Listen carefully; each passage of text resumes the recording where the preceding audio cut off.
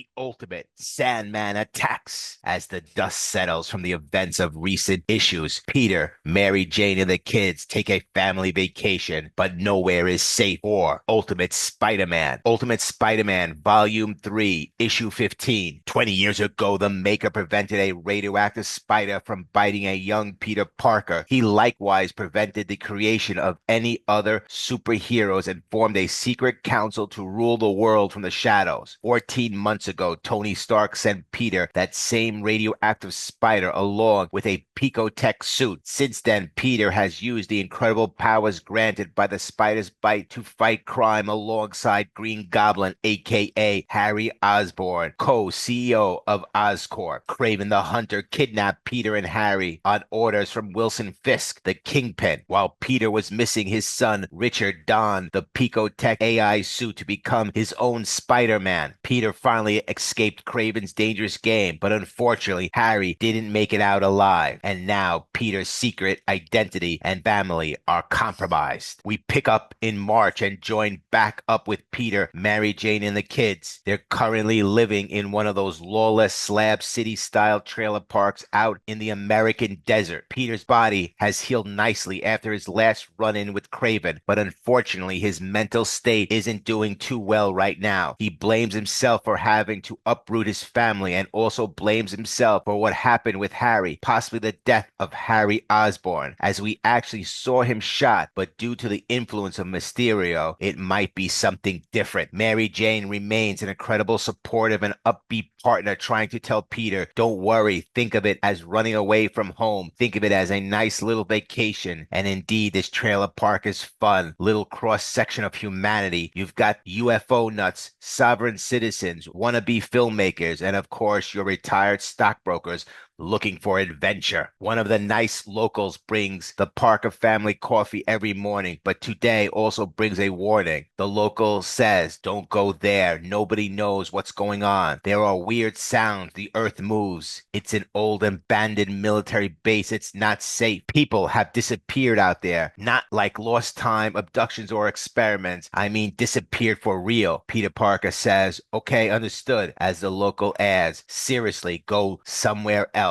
Mary Jane says, that was ominous. I mean, people have disappeared, Peter, for real. They could be in danger, you know. They might need help or something. Maybe somebody should take a look. During the time Peter Parker was kidnapped by Kraven, Richard Parker had filled in as Spider-Man using the Venom pico-suit. Richard Parker has been secretly texting Black Cat, Felicia Hardy, and it seems Felicia likes Richard and he likes her too. She even opens up about all the bank robberies she's been committing. Peter Parker wants to make sure they're all on the same page. Richard wants to check in with his dad about what's happening in the desert. Peter says, I love you, but it's not sentimental. I'm going for. Understand that something bad happened to Mr. Harry and now he's gone. The truth is, I want to protect you from things like that forever. But whether I like it or not, at some point, you're going to be your own person. Richard Parker responds, well, remember, I do have the suit. And now Peter Parker wants to have a conversation with the pico-suit. The pico-suit says, he's talking to me. Peter Parker says, there are a couple rules I want to go over. The pico-suit says, rule 1, no touching Mary Jane. Peter continues, no, these are different rules. For when Richard is wearing you in a dangerous situation, he told me you've been practicing. How's that going? He also told me you could take over if things go bad or if he faces something he's not ready for. The pico-suit says, yes, I can and I will. Then Peter Parker says, so if you have to make a choice between saving me and saving him, you know what to do, right? The pico-suit continues, yes, Peter, because I'm modeled after you. If that ever happens, I need to save everyone. Peter Parker says, that's not what I mean. The pico-suit continues, I know exactly what you mean. Would you ever let anything happen to him? Peter Parker says, you know I wouldn't. The pico-suit says, then no, I wouldn't either. Richard Parker says, can I just say that you guys are really sucking all the fun out of this? And the pico-suit and Peter Parker both both say no. There's no stopping Richard Parker from coming on the first adventure of father and son. The two Spider-Man arrive at the abandoned military base, and when they take a closer look, Spider-Man's senses go berserk. Spider-Man says, your first lesson of the day: if you get a bad feeling about something, assume something is wrong, even if you don't see anything. They come under attack by the brand new ultimate incarnation of the Sandman, who looks and acts almost exactly like the original Sandman.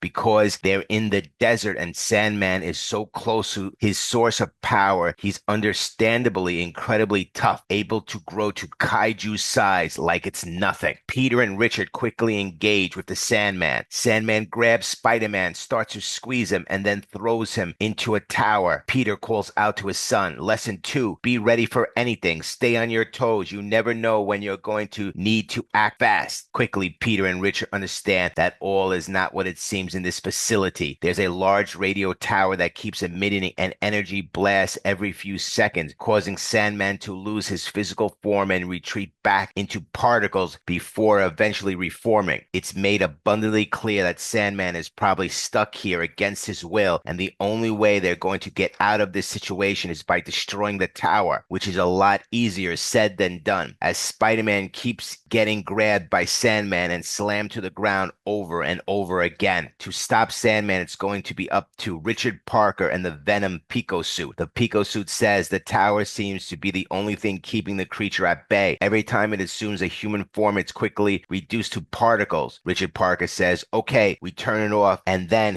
he'll be free. Then Richard Parker asks the pico-suit, can you stop it? The pico-suit says yes. The Venom pico-suit simply engulfs the tower with its nanotechnology fully covering it in black. With the tower officially dealt with, Sandman is once again able to return to his human form. Flint Marko says, thank God I'm back. Flint Marko says, those are the first words I've been able to say in almost 3 years. You saved me. Then Richard Parker asks the Sandman, what are you exactly? The Sandman says, I was just a normal guy who got too curious. They caught me after I cut through the fence and snuck onto the base. I knew someone was doing illegal experiments here, but I never thought they would make me into one. What they did, I became someone who could become the Earth. But after they saw what I had become, they built a tower to keep me from reforming and regaining my human form. Then they left, leaving me that way, trapped and hopeless. These were agents of AIM who were doing these experiments. Flint Marko continues, for now I'm free thanks to both of you. Spider-Man said, so if I understand right, you can completely transform yourself into anything made of sand, like any shape or whatever. Sandman says, yes. Spider-Man replies, cool. Then maybe next time, instead of using me like a bat, spell out the word help or save me or any other endless number of things. Just an idea. Flint Marko says, that's a really good idea. I should have thought of that.